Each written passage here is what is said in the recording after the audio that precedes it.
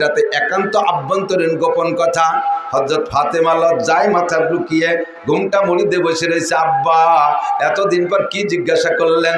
এটা তো মারা জিজ্ঞেস করতে পারে, আপনি আব্বা হয়ে কিভাবে জিজ্ঞেস করেন? কয় ও মা, তোমার মা তো খাদিজা বেঁচে নাই, কাজেই তোমার কাছে আমার সরাসরি জিজ্ঞেস করতে হবে। এখান থেকে শরিয়াত গঠন করা লাগবে। যদি আমি এই কথাটা গোপন করি আর তুমি লজ্জায় চেপে যাও, মাসালাটা লুকায় থাকবে, মাসালাটা কোনোদিন আত্মপ্রকাশ করবে না, সাহাবায়ে কেরাম আর মাসলা খুঁজে পাবে না, উম্মতে মহাবিপদে পড়ে যাবে। কাজেই বলো মা, বলো কতদিন স্বামী ছাড়া থাকতে পারো? ফাতেমা লজ্জায় না বইলা ঘরে চলে গেছে। মা ছিলেন আয়েশা, ফাতেমার বয়স আবার আয়েশার চেয়ে বেশি। ফাতেমা আয়েশার চেয়ে মেয়ে হয়েও বয়সে বেশি, তবুও তো মা মহিলা মানুষ। আব্বা জিজ্ঞেস করছে নাছরবান্দা, মায়ের কাছে যে বলতেছে আম্মু আপনি আব্বুকে বলে দেন আমি আমার স্বামী ছাড়া 4 মাস পর্যন্ত, আমি আমার স্বামী ছাড়া 4 মাস পর্যন্ত দূরে থাকতে পারি। 4 মাসের পরে যাইয়া আমার স্বামীর শখ আসে, স্বামীকে কাছে পাইতে শখ হয়। 4 মাসের পরে যে আমার ভিতরে অস্থিরতা আসে। নবী আলাইহিস সালাতু ওয়াস সালাম আয়েশা রাদিয়াল্লাহু তাআলা আনহা নবীকে বললেন ফাতেমা বলেছে 4 মাস পর্যন্ত ধৈর্য ধারণ করে থাকতে পারে।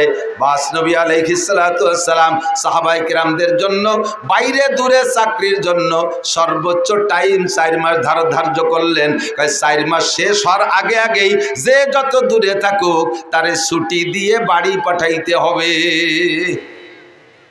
সেখান থেকে আমাদের মুরব্বীরা তবলিগের টাইম কয় চিল্লা? জোর হলো না? কয় চিল্লা?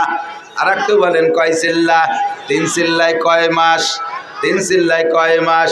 4 মাসে ঠিক করা হয়েছে। আল্লাহু আকবার। ফাইল্লাম তাফাল ফামা বাল্লাগতা রিসালাতা। এই গোপন মাসালাগুলো যদি নবী ওখানে প্রকাশ করে না যাইতেন তাহলে আমরা এখন বিভ্রান্তের মধ্যে পড়ে যাইতাম, মাসালাগুলো কোথায় খুঁজে পাইতাম? নবী আলাইহিস সালামকে বলেন হে নবী, আপনাকে এভাবে বয়ানের জন্য পাঠিয়েছি।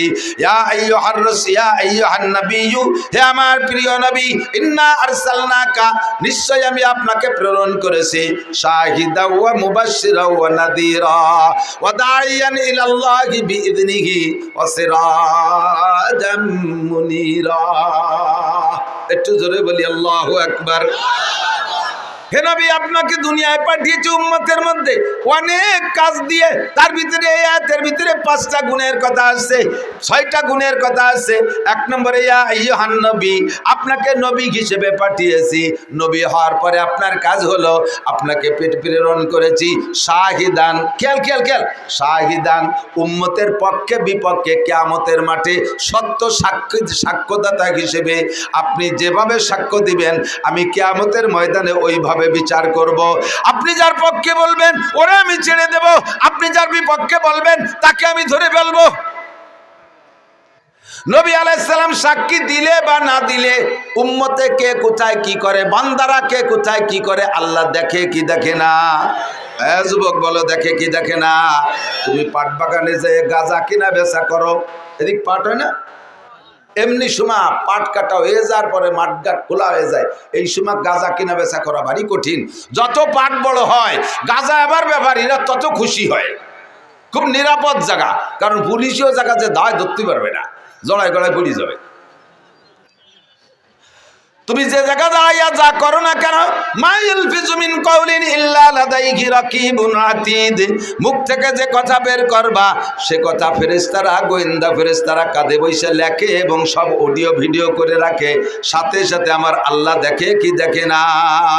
আল্লাহ বান্দাকে যেভাবে দেখেন এই দেখা হিসাবে বিচার করবে না, বিচারের জন্য সাক্ষী ব্যবহার করবেন। আর সত্য সাক্ষী হবে আমাদের জন্য আমাদের নবী। বলেন না সুবহানাল্লাহ। আল্লাহু আকবার। নবী পাক বললেন আল্লাহ আমি সাক্ষী দেব কাদের পক্ষে বিপক্ষে? আমার সামনে যারা আছে এদের সম্পর্কে বললে সত্য হবে, যারা চলে গেছে পিছনে, আর যারা সামনে আমি মারা যাওয়ার পরে আসবে তাদেরকে তো দেখি নাই আর দেখব না, তাদের ভালো মন্দ আমি কিভাবে বলবো? আল্লাহ পাক রব্বুল আলামিন বলেন বন্ধু আপনার জন্য আমি একটা কম্পিউটার দিয়েছি। শাহরু রমাদান আল্লাযী উনজিলা ফীহিল কুরআন হুদাল লিন-নাসি ওয়া বাইয়িনাতিম মিনাল হুদা ওয়াল ফুরকান ফুরকান, আপনাকে একটা কম্পিউটার দিয়েছি, ওই কম্পিউটারের ভিতরে আদম থেকে নিয়ে নয়, শুধু আমার সৃষ্টির সূচনা থেকে নিয়ে আপনি পর্যন্ত, আপনি থেকে কিয়ামত পর্যন্ত যা ঘটেছে আর ঘটবে, যা এসেছে আর আসবে, যা আবিষ্কার হয়েছে আর হবে, যা ছিল না আর যা কি বলা হয় হবে, এই সবগুলো ওই কম্পিউটারের মধ্যে আছে। আপনি শুধু সফটওয়্যার চেঞ্জ করবেন, আপনি পৃষ্ঠা উল্টোবেন আর এক একটা করে দেখবেন, আর ওই কম্পিউটার দেখে দেখে আপনি যেভাবে যা বলবেন ওই কথা কেউ অস্বীকার করতে পারবে না, কারণ কম্পিউটারের নামে আমি লিখে দিয়েছি জালিকাল কিতাবুল লা রাইবা ফীহি। আল্লাহু আকবার। এই কিতাবের মধ্যে কোনো সন্দেহ নাই, এই কম্পিউটারের মধ্যে কোনো সন্দেহ নাই।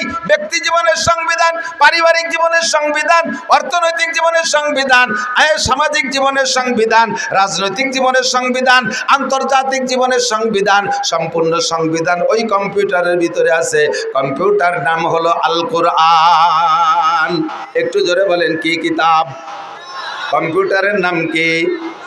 যে 6টা বিধানের কথা বলেছি কোরআনে আছে না নাই?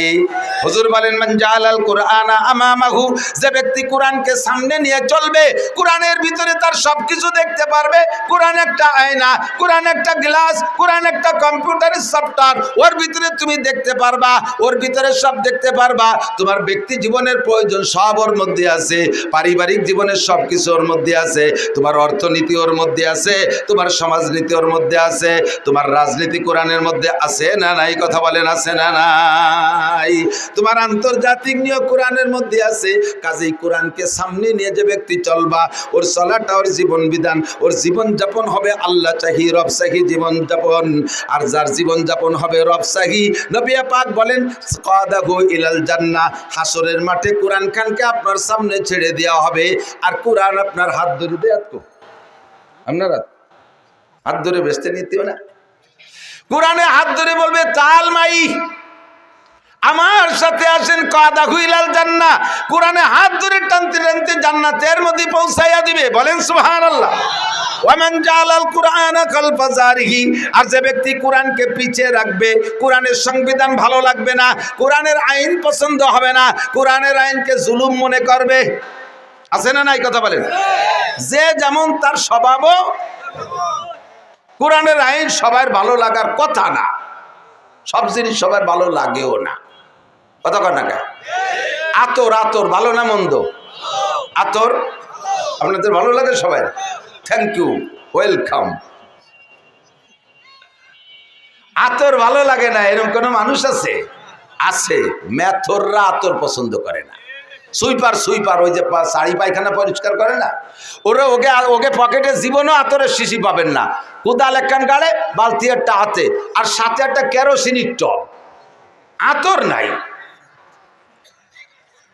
মেথররা আতর সহ্য করতে পারে না। আর সুসো, সুসো চেনেন? শিখে শিখে ওই যে ইঁদুরির মতো রাত্রি টিপ মারে, দিনই দেখা যায় না। কতক্ষণ গায়ে তার তিব্বত আতরের গিরান। একটা শিখে চলে গেলি পারা 3 মাইল দূরিতে টের পাওয়া যায় যে ভদ্রলোক এই জায়গায় গেছে, জেন্টেল এই পথে হাঁটছে, ঠিক না? এই শিখে আতর পছন্দ করে না। বিশ্বাস না হয়, আপনার ঘরে যদি চিকের দ্রব্য থাকে, উপদ্রব্য থাকে, কোনো তাই কোনো মেশিন যে বাইরে সাফ করতে পারতেছে না, 20 টাকা দামের একটা আতর কিনে ঘর ভরে ছড়াই দেবেন, যে কয়দিন আতরের গিরান থাকবে ওই কয়দিন সুসো ঢুকবে না। ওরা এই আতর পছন্দ করে না। আর মেথরে আতর পছন্দ করে না। এক মেথর বাড়িতে বেরোইছে বালতি বুলতি নিয়ে, বাজারের ভিতর দিয়ে হঠাৎ করে যেই গলিতে আতরের ব্যবসা, ওই গলির মধ্যে দিয়ে ডুয়ে পড়ছে। আর সকালবেলা আতর আলারা দরজা খোলার সাথে সাথে একটা আলগা গিরান বেরোয় না?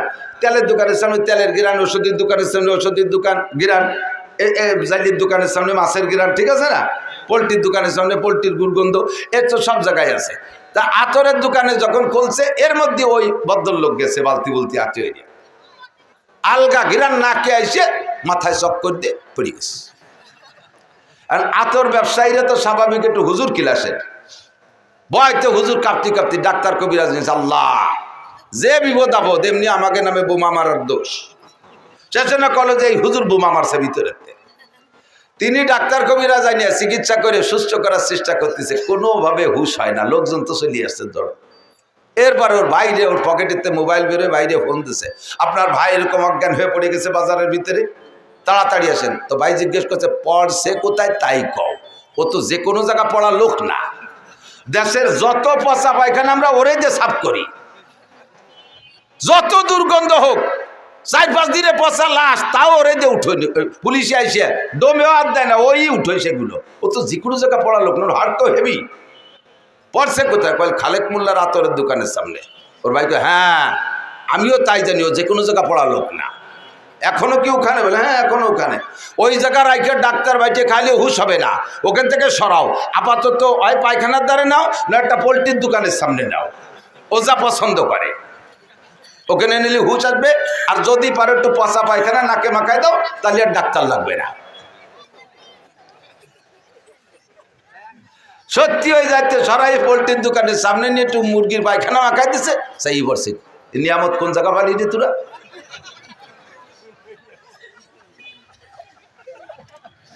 কদরে গওহার সাবধান দিয়া বিদানাত জওহারি, কদরে গওহার চাব সাবধান দিয়া বিদানাত জওহারি, কদরে গুলবুল বুল বেদানা দিয়া বেদানাত সাপরি।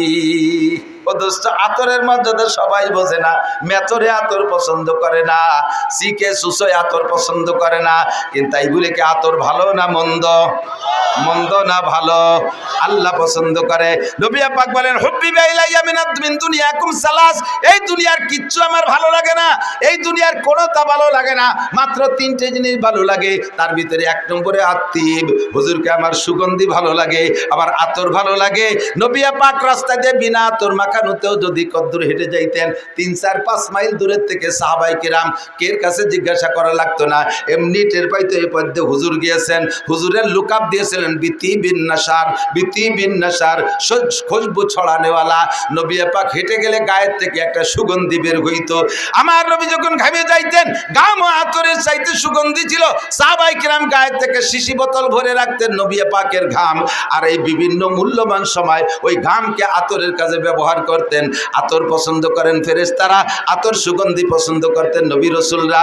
আতর পছন্দ করে জিন ফেরেশতারা, আতর পছন্দ করে রুচিশীল মানুষরা, আতর পছন্দ করে না মেথর আর সুইপার। কতক্ষণ? কোরআনের সংবিধান ভালোবাসে আল্লাহ, কোরআনের সংবিধান ভালোবাসে ফেরেশতারা, কোরআনের সংবিধান ভালোবাসেন আম্বিয়া আলাইহিমুস সালাম, কোরআনের সংবিধান ভালোবাসে আবু হানিফা, শাফি, আহমদ, মালিক, বুখারী, মুসলিম, তিরমিজিওয়ালা, আব্দুল কাদের জিলানী, মুঈনুদ্দিন চিশতি, নিজামুদ্দিন আউলিয়া, কুতুবউদ্দিন বখতিয়ার কাকি, শাহ ওলিউল্লাহ মুহাদ্দিসে দেহলভী, শাহ আব্দুল কাদের মুহাদ্দিসে দেহলভী, শাহ আব্দুল কাদের জিলানী রহমাতুল্লাহ আলাইহি, আরে আশরাফ আলী থানভী, হুসাইন আহমদ মাদানী, রশিদ আহমদ গাঙ্গুহি, আশা শামসুল হক ফরিদপুরি, মোহাম্মদুল্লাহ হাফেজি, মুফতি আব্দুল গফফার, মুফতি ইসমাতুল্লাহ কাসেমি। আমার এলাকার নামাজি মুসলমান, আমার এলাকার মুসলমান, আমার এলাকার মুসলমান, আমাদের দুনিয়া বাঙালি মুসলমান কোরআন ভালোবাসে, কোরআনের সংবিধান ভালোবাসে। কথা বলেন? যেই কোরআনী সংবিধান ভালোবাসে না তারে আমরা কি বলতে পারি? যে আতর পছন্দ করে না তারও যা বলতে পারি। কোরআনী সংবিধান যে পছন্দ করে না তারও সেই মেথরা আর সিকে বলতে পারি। ওটা সুইপার আর সিকিয়া, সুইপার আর দাঁড় কাউয়া, কাউয়া সেরেন কাউয়া, কাউয়া 2 প্রকার, দাঁড় কাকার পাতিকার। তার ভিতরে দাঁড় কাউয়াটা হলো বেশি নোংরা জাত। ও পাইছে বিলির মধ্যে যাইয়ে চকের মধ্যে যে একটা শামুক পচা, পচা শামুক, শামুক পয়সে শীত হয়ে রয়েছে, ভিতরের মাংসটা পয়সে আর পোকা বিড়বিড় করতেছে। ও তো খুশিতে বাঘ একে চুমুকি বোতল খালি রয়েছে। এরপরে এত গিরানালা বোতল, দুনিয়ায় যত যা কিছুতে দুর্গন্ধ আছে তার ভিতরে অন্যতম দুর্গন্ধ হলো পচা শামুক আর পচা ডিম। এর চাইতে বেশি দুর্গন্ধ আর কোনোটাই নাই। আছে এর চেয়ে বেশি দুর্গন্ধ হলো গালে গন্ধ। গালে গন্ধটা এর সব চাইতে বিশ্রী লাগে। কতক্ষণ আইসে গেছে একটু কয়ে দিয়ে যাই, এটা আদব আদর্শ। অনেকে মোহাব্বতের ঠেলায় একেবারে কাছে আইসে নাকের পর মুখ নিয়ে মুখ মিশে কথা কইতে চায়। আমার মুখে একটা গন্ধ আছে, এটা আমি টের পাই না। যদি আমি টের পাইতাম আমার মুখের গন্ধ, তাহলে ওই গন্ধে বমি হতে মরি যেতাম। যার যার মুখের গন্ধ সে টের পায় না, একজনেরটা আর একজনের খারাপ লাগে, ঠিক না? নাকের পর আইছে মুখ মিশাইয়া মোহাব্বতের ঠেলায় মুখ মিশাই কথা বলতেছে। এত যে কই যে ভাই একটু সরিয়ে বসেন, আর কি কয়ে সরাবো? যদি কই তোমার গালে গন্ধ, তাহলে ওর কষ্ট হবে না। তা তো কওয়া যায় না, কিন্তু বক্কাত বক্কাত করিয়েছে নাকতিছে নাকের মধ্যে, মাথা ঘুরিয়ে যাচ্ছে ওর গালের গন্ধ জ্বালায়। দায় থেকে জায়গায় জায়গায় আমি কই ভাই আমার মুখে একটু গন্ধ আছে, আপনার কষ্ট হতে পারে, একটু সরিয়ে বসেন। এছাড়া আর কি কব, কান্দি দেই। মানুষের সাথে কথা বলার আদব হলো দূরত্ব বজায় রেখে কথা বলা, দূরত্ব বজায় রেখে কথা বলা। মুখের সাথে অনেকের মুখে একটু কথা বলার সময় থুক সেটে হালকা বার্তা সিটে পারে, এটা কোনো আইব না, এটা আল্লাহ যারা যেরকম বানাইছে। এখন এই মুখ থেকে থুক সেটে, আপনি মুহির বয়সে কথা বলতেছেন, গাল ভরা পান রয়েছে, ফসফস করে স্প্রে অতি তালে রয়েছে।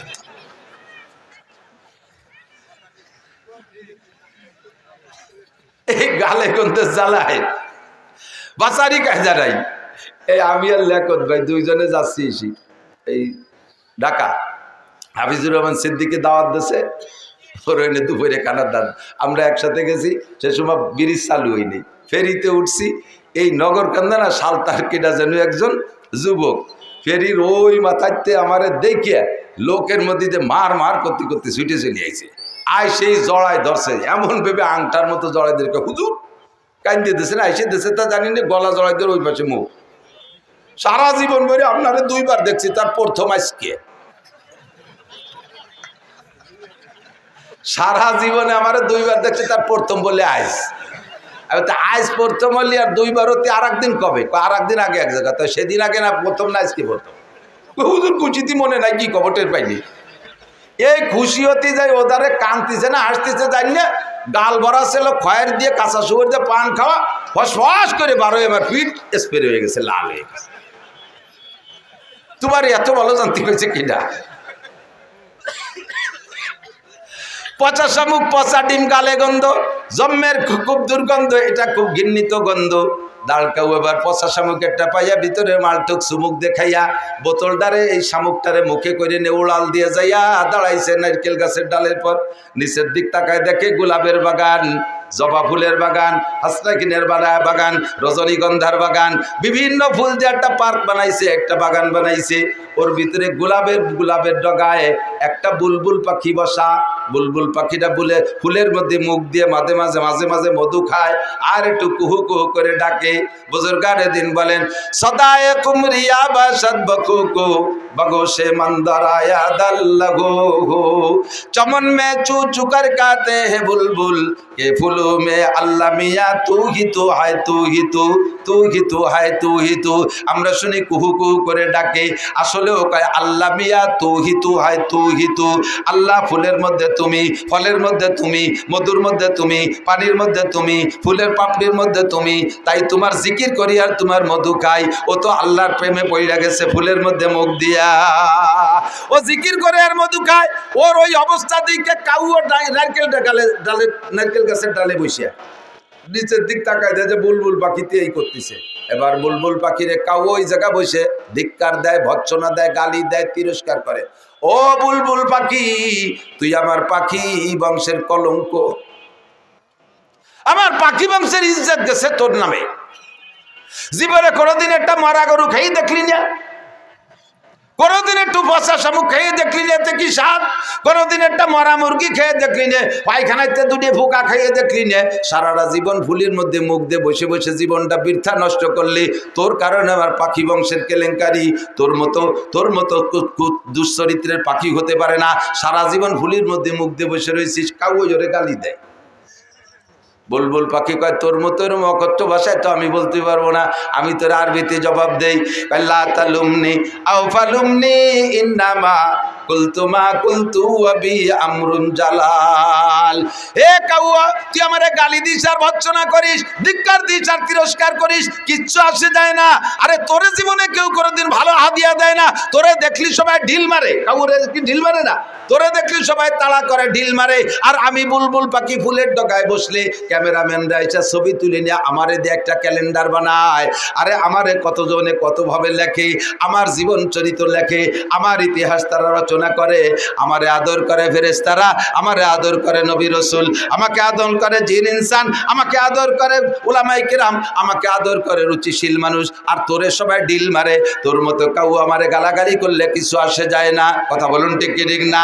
আপনারা এখানে বসে কোরআনের ফুলের ভিতরে মুখ দিয়ে মধু খাইতেছেন, মাঝে মাঝে সুবহানাল্লাহ বলতেছেন, মাঝে মাঝে আলহামদুলিল্লাহ বলতেছেন, কোরআনকে সমর্থন করতেছেন, হাদিসকে সমর্থন করতেছেন, আল্লাহকে সমর্থন করতেছেন, রসুলকে সমর্থন করতেছেন, জান্নাতের আশায় বসে বসে জিকির ফিকির আর দোয়া দুরুদের মধ্যে কাটাইতেছেন। এক শ্রেণীর কাউয়া মার্কা, তারা আপনাদেরকে বুলবুল পাখি মনে কইরা আপনাদেরকে তিরস্কার করবে, আমি সহ করবে। কয় দেখো এক বলদ কিভাবে চিল্লায় আর কতগুলো বলদ হা করে বসে রইছে। আমরা